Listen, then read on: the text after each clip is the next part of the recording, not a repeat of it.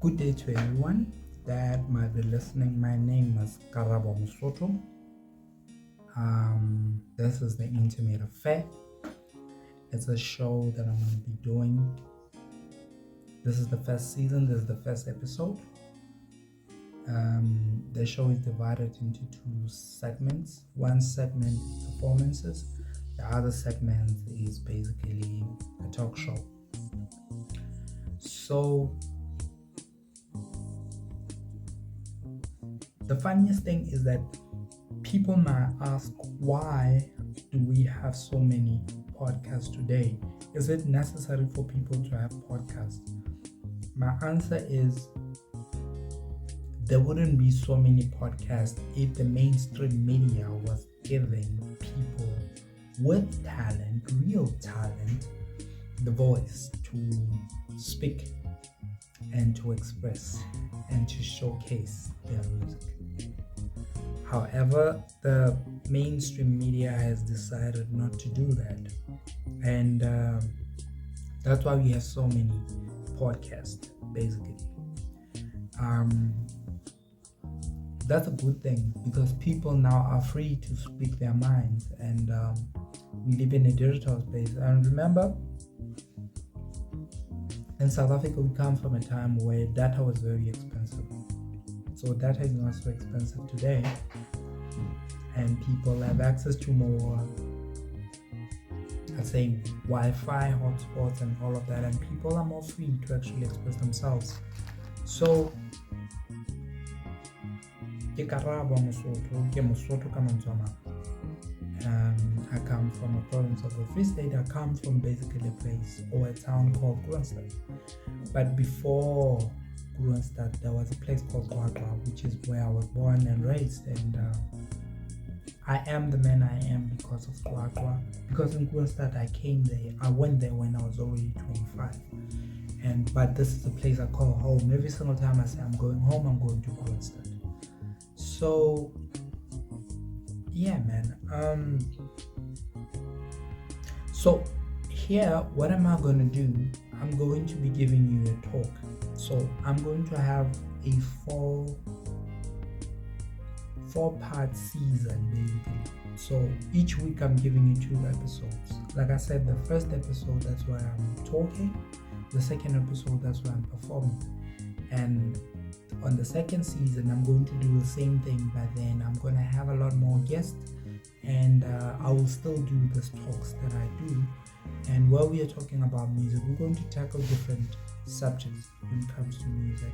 But today, I'm going to be playing you an interview I did with Sello Molefi from an interview that we did in 2020. And we were talking about one of my EPs. So I'm a musician and I've released some music and I've worked on some other projects. I have worked on an album, Bonolo. I've written most of the songs in the album. The name of the album is Tavarin Chevile. It's a beautiful Sesotho album. I think it came out in 2014, and it's an album that gave me exposure to the industry. And I got to meet some of the most interesting people, including Bondate Sapotola or Brajonina,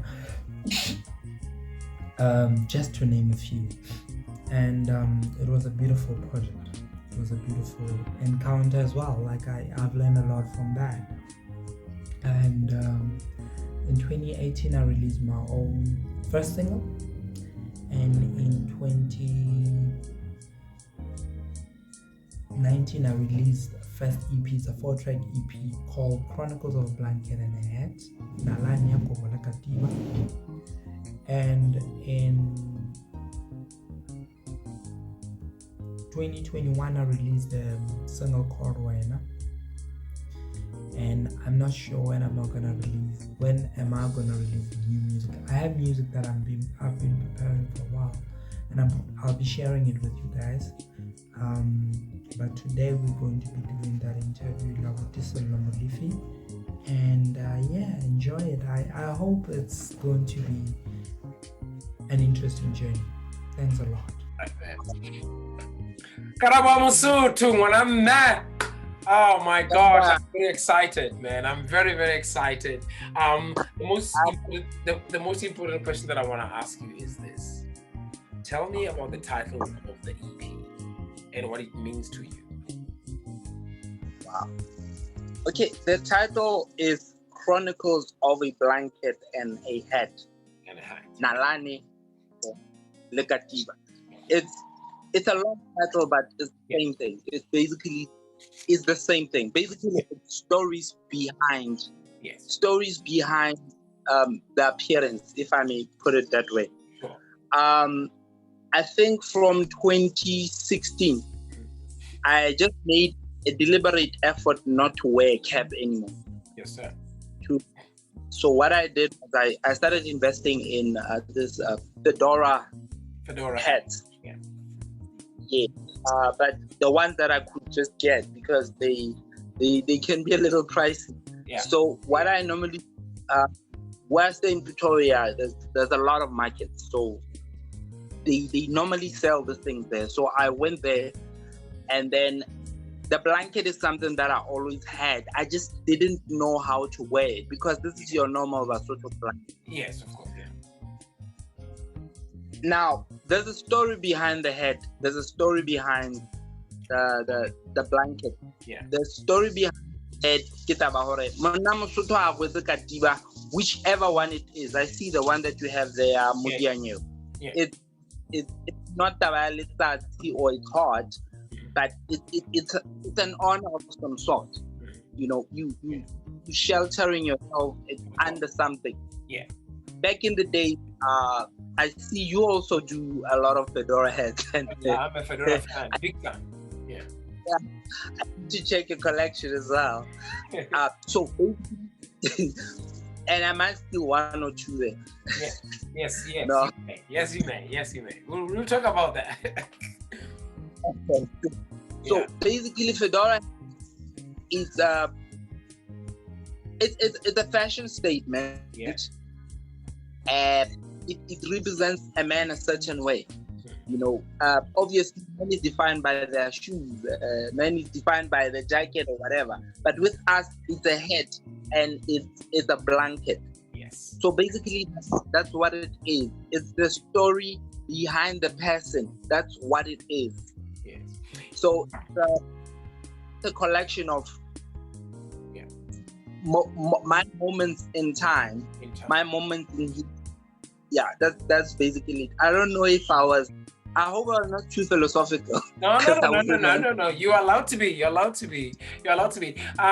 I am curious now that we have the story behind the title, the Chronicles of a blanket and a hat. Then the question that comes into my mind is: are the songs representing the title, or is the title the theme of the EP, or how did you conceptualize the whole EP as it is? No, the songs are, like I'm saying, they chronicle my moments in time. Yes. These are mainly, it's about 4 songs, but these are songs that were written in different times. For instance, I think Botlhokwa was written around 2004. Ngwanana Maseru much earlier, around 2002, maybe end of 2002 or so. Oh. And then One Love is the newest there, because I wrote that around 2014 or so. And the remix is something that was done by a friend, a colleague actually. He's a engineer, he's a DJ called Chronicles. He did that when he did that, I think around 2019 last year. Like around, so it's stories that may sound new, but they come a long way. They have evolved as well, isn't it? Yeah, they come a long way and they're evolved. yeah, it's that. I don't know if that's basically what it is. It's just to chronicle Yes. moments in time. In time. That's basically that to connect to the EP. All right. So, like I said to you, I love the EP, and I'm your biggest fan. And one thing that I love about you is the fact that you have always not compromised on who you are. And as a songwriter and a singer-songwriter, you've never compromised about that. You've never been all about fashion in terms of following trends. And you're doing this as an independent artist. And from an independent artist to another independent artist, I understand the hardships and the hard situations that you have to go through in terms of your music, you having to drive it yourself without any blanket over, which is a recording company or a distribution company, right? So my biggest song in this EP is Buhlokwa, because Buhlokwa, I'll tell you what it does to me. Buhlokwa is one of those songs when I go for my runs in the mornings, I play it on repeat. It is one of those songs that I played on, it's about 4 minutes, I think, 4 minutes, right? I play this song on repeat, and the best way I can describe it is when I'm running, it's when I'm hearing the song better. The song is slow, I'm running faster. So I have had to sort of think differently and how the overwhelming that line of piano and the voice behind it on top of it. It's almost like I'm listening to an orchestral sound behind the Buhlokwa, the song. One understand? That's how I conceptualize Buhlokwa for me, right? So I sort of have to close my eyes and keep running and then hear different instruments behind it. One tone. Buhlokwa, it's just one of the most amazing, and this is the talent that surpasses beyond what I think a lot of people are not realizing. Because a lot of people should realize this, and a lot of people should. This brings me to another point. Why is the song not playing on radio? Not just Lesedi or Botweding FM. Why is the song not playing on radio?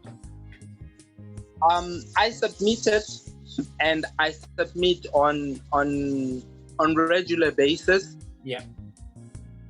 But I'm awaiting for response.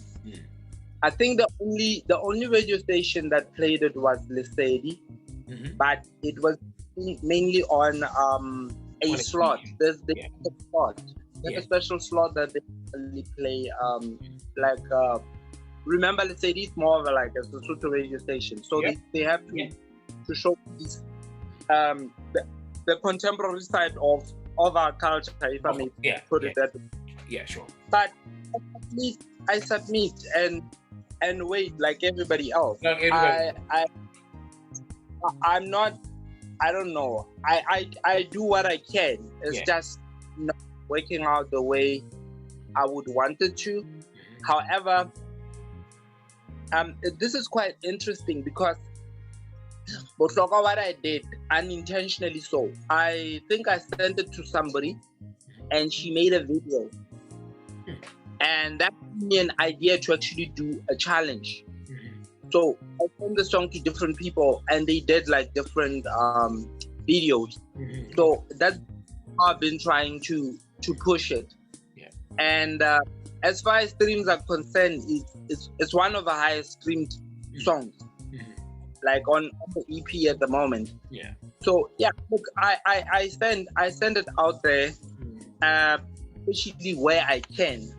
I've spoken to a lot of radio stations. I'm still waiting for response, but there's no rush because I know once they catch it, it's timeless. It's timeless. It's timeless. It's timeless. Once they catch it, so I'm pushing it bit by bit. I'm using instances that I have. There's no one who doesn't want to play it. Tell me about the song. Basically, the song. How did it come about? How did you write the song? And what was the concept? What came into your brain? You know, How did you write it? You would know that I come from a very strongly gospel background. Yeah. And so at home, my parents, at some point, they really worried about my career. Yes. As to how it represents me as a Christian, I would say. Yes. So I said to myself on my own, you know what? I need to write something that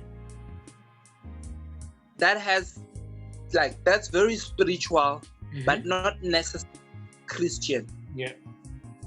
And every time you get into that mode, you write a song that sort of represents everyone. It's not necessarily a love song, but it can be. It's not a spiritual song. Can be. But the most important thing about the song is the lyrics and the music. But I've been struggling to capture the emotion. Remember, the first recording I did was when I was still studying. And when we recorded it, the piano didn't have the emotion the vocal had. So, I wrote those lyrics to try and represent everything and everyone. Spiritual side, also the spiritual side. I mean, you know what Bohlokwa means? Precious. Yeah. Or deep, or important. That's basically what it is. So I just talk about that. I talk about friendship. I talk about the love of a parent. I try to talk about everything else. I could talk about all these things. I was struggling to capture the emotion. But sometimes I would get the emotion on the voice and not get it on the piano. Yeah. So I was very lucky because I explained this to the guy who engineered the song. Yes. So we had recorded the voice. So we had to re-record it. Yes. So we took a few takes of it. And I also had to discipline myself to play because I don't play that clean, if I have to be honest. I go up and down and everything else, but I realized with one I have to keep it clean and straight. So I was like, okay, even if it takes me 3-4 hours just playing the same thing, as long as I get it correct. So engineer Kotato Mashaka helped a lot with that. Even the recording, if you listen to the recording, it's also curated a certain way. Because we had to find the emotion, basically. We had to find the emotion. We had to make it sound simple, although it's not simple. Because the person has to listen to it and think, I can do that. If they can't, it's fine, but it doesn't have to feel like they can't do it. So it comes from that.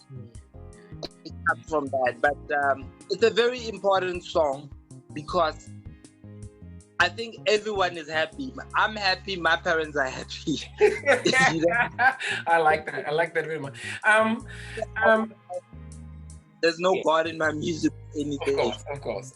I like that. I like that about you. We did. Bokamo Swat Center did a 3 years celebration in 2019, and you were the biggest part of it. And I struggled a lot in trying to get artists or a band, or and I was really in a very dangerous space of trying to find musicians or trying to find people to play for us, like to have a band behind. And you came in with just your keyboard, your blanket, and delivered the best performance of the day, the best, right? And I was taken away. And as I was walking and away from that the 9th of March of 2019, as I was walking away from it, I realized that this guy gave me his time. He traveled on his own, did all this for me for nothing. right? And I ask myself, is this what a South African artist has to go through? Is this what South Africans have to endure in order for them to get I don't want to say publicity or promotion, but in order to get to the audiences they are trying to get to? Is this the type of artists that are willing to put in the best performances, even if it's free, in order for them? Because you have changed my life by doing that, but you have changed a little lives of young children who were watching you that day. Understand?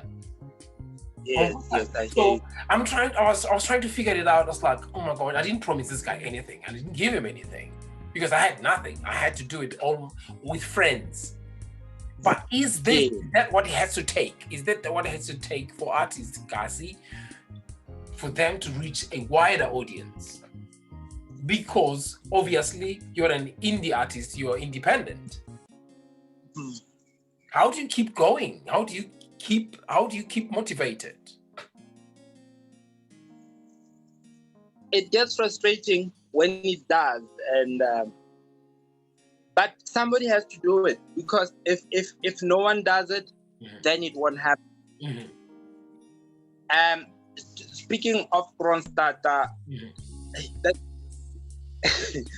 I think what's nice about Kronstadt and what I love about Kronstadt is the fact that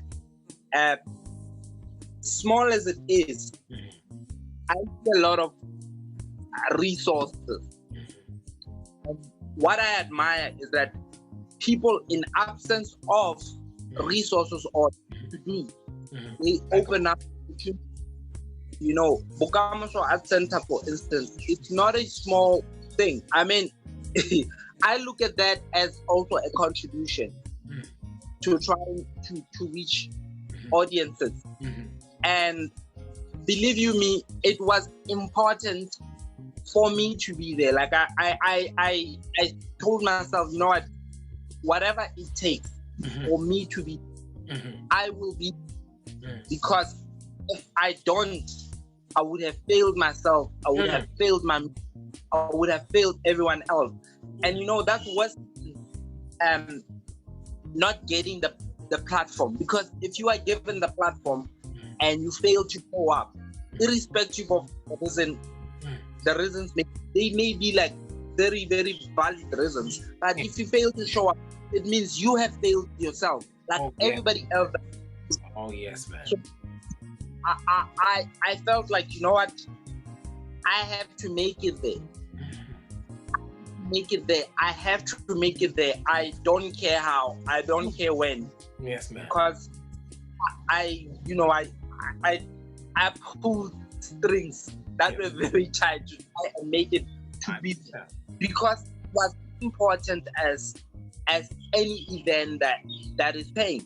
Because I also remember it, you know. It was very special because the response was really surprised me. Yes, sir. Wow. Yep. It was just mind-boggling. Imaginably, yeah. Thank you. And I also got honored. I think one of the guys did a song of mine, and that. Oh yeah, for me, young man, he did your song. Yes, I remember. That was just another thing, you know. Yeah. I keep looking at that video and I'm like, yeah, you know what? I wish we could understand how big this is in a bigger.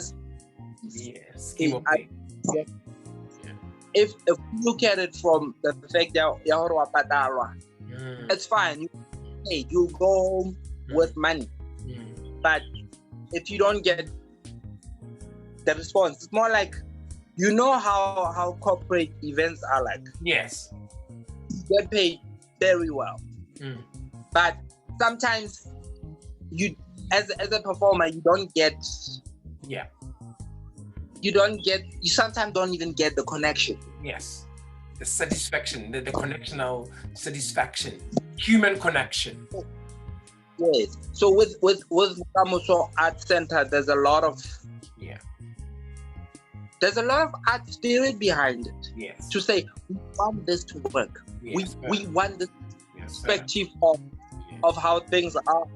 I mean, and to be honest, every time I go home, I remember what Sello Molefi, who are actually contributing this thing. I should find a way to contribute. So, and every time I get an opportunity to do so, I do it, because if we don't do it, then who should do it? Yeah.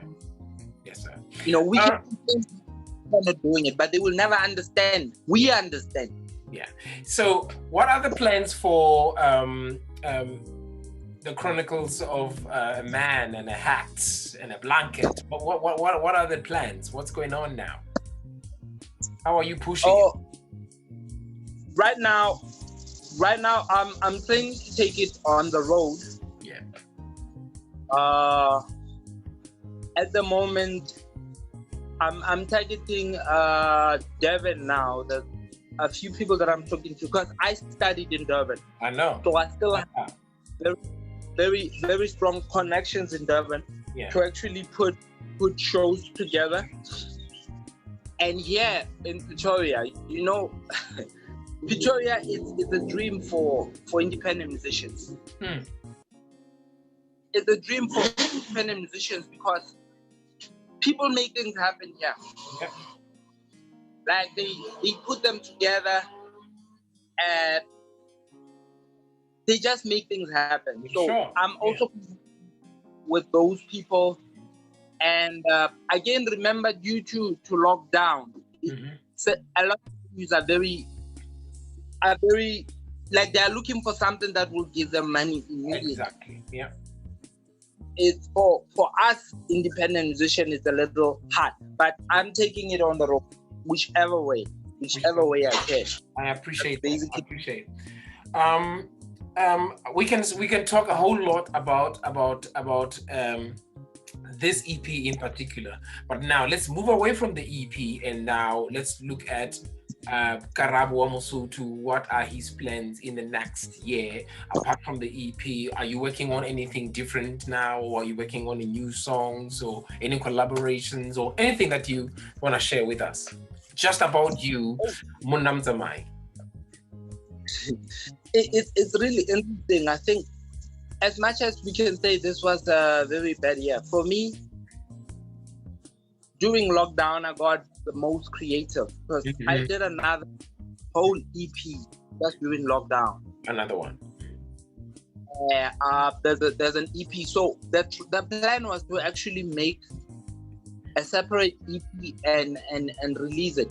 But now I want to actually add, because I realized that it's still the same thing. I don't write anymore. I've written. So I'm just taking everything that I've written. I'm putting it together, taking it out, but I'm also using the modern technique of EP. Remember, listening to music on the phone, so you can't go on and on and on. Yes. With 10 songs. Yes, you can do that, but you need to be cognizant of the fact that the attention span of people is not the same, because people don't listen on the LP and everything. So what I want to do, I want to turn the whole Chronicles of a Blanket and a Hat into an LP. Yes. What that, add more songs to it, and then, but I will release the hard copies first. Yeah. Right. I will release the hard copies first, and then try to push that, and then the other songs will come out as singles. So that's basically what I'm gonna be doing. So now the biggest question, another question is this one. What frustrates you most about South African music in general, and how independent artists are not getting a platform, or they are not being put on into radio stations? Because we made our money by shows and by being on airplay. And if you're not on airplay, I just don't think, if there are no shows, then there's no work. What frustrates you the most? And because all I'm trying to do is ask you these questions so that you can teach. Because you're the teacher in you will then tell other young people what's the way forward, what should they do. Because Karabo, to tell you the truth, it's hard. It is very, very hard. I don't know how we do it. I don't know how we keep pushing. But the problem is talent is very if talent is not nourished or uplifted, the point is young man out there or young girl out there who's very talented is going to be discouraged by this industry in saying this industry is not going to provide for me. It is. Yeah. It is a fact. Yeah. So how then are you doing it, and what frustrates you most, and what do you think we can overcome? It's a hard question, I know. I think the frustration now is I don't know if you are aware of the quota system that the SABC uses. The quota system in terms of local music versus international music. Yeah. Yes. I think that's what the problem is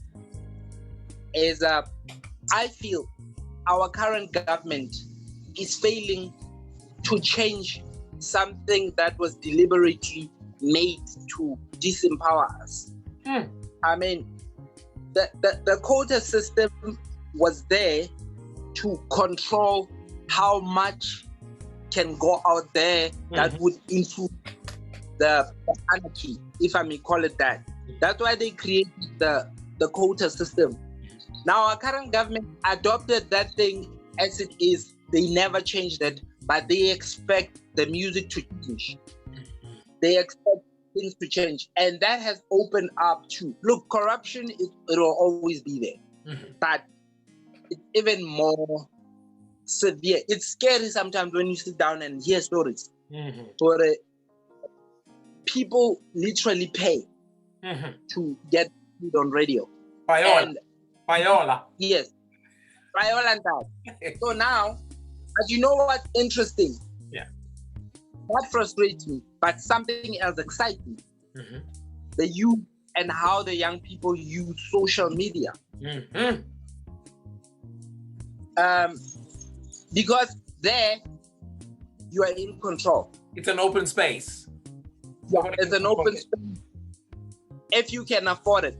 And almost in fact, everyone can afford it. You know, as little as 20 rent can actually get you so far.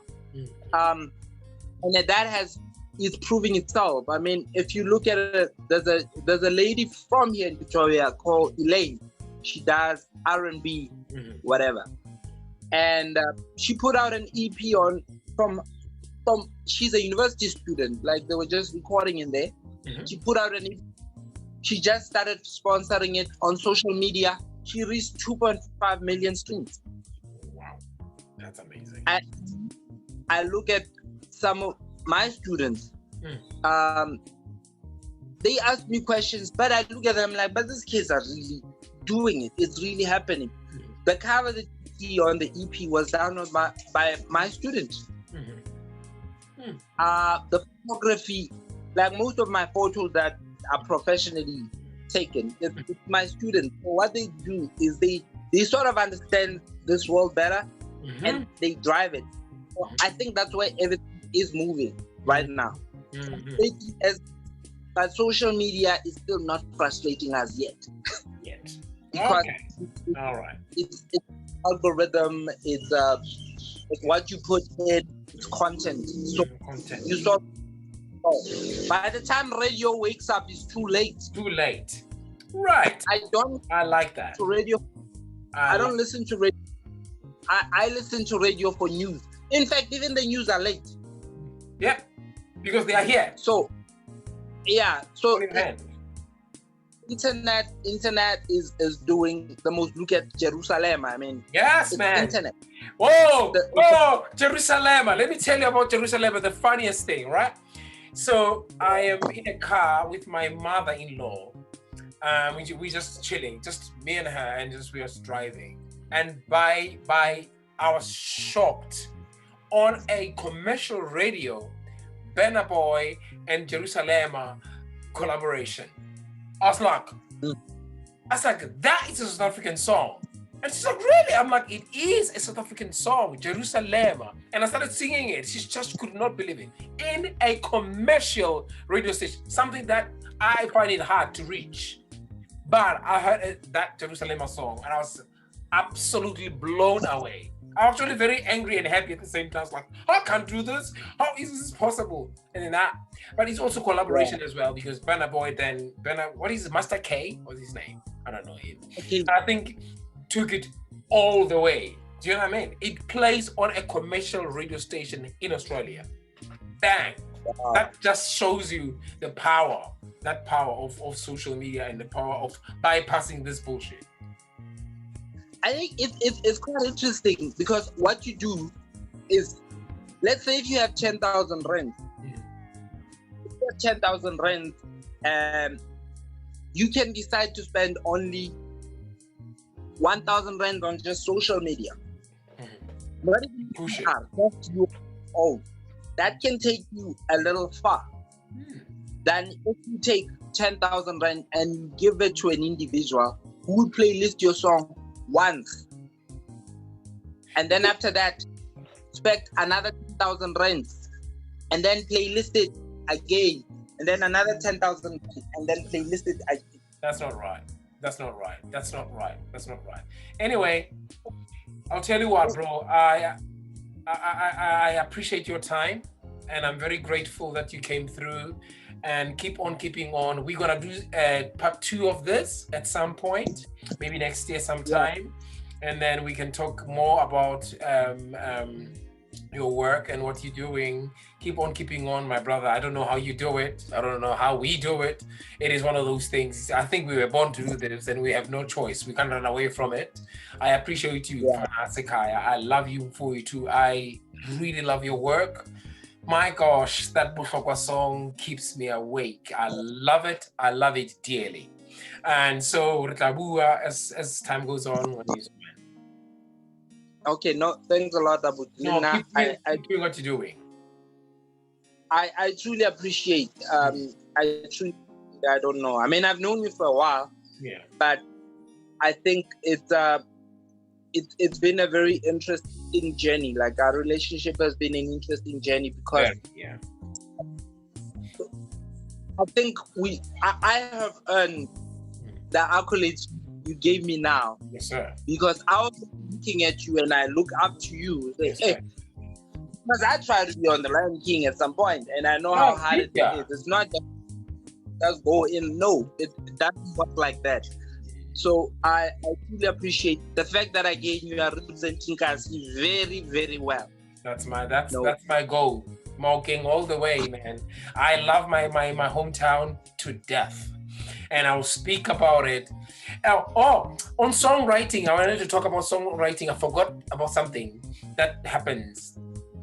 I was going to say I write my songs when I speak English every day, but I write my songs in Sotho.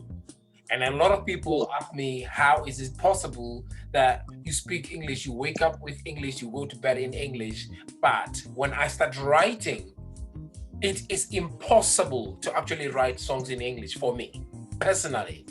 And I have made it my mission that Maokeng Kasiaka will be my strength. It's where I draw my strength. It's where I'm from. It's where the whole talent was created and was born. So wherever I go, I carry that song and I carry that with me, and I'll forever be grateful for the town for giving me so much through choral music and the group, flamboyant dance and all back in the day. So because they gave me that much, I feel like I am obliged. I'm not forced. I am obliged by just the sheer feelings I have about my hometown. So kudos to you, Mfana. You're doing well. Thank you, Anande. All good.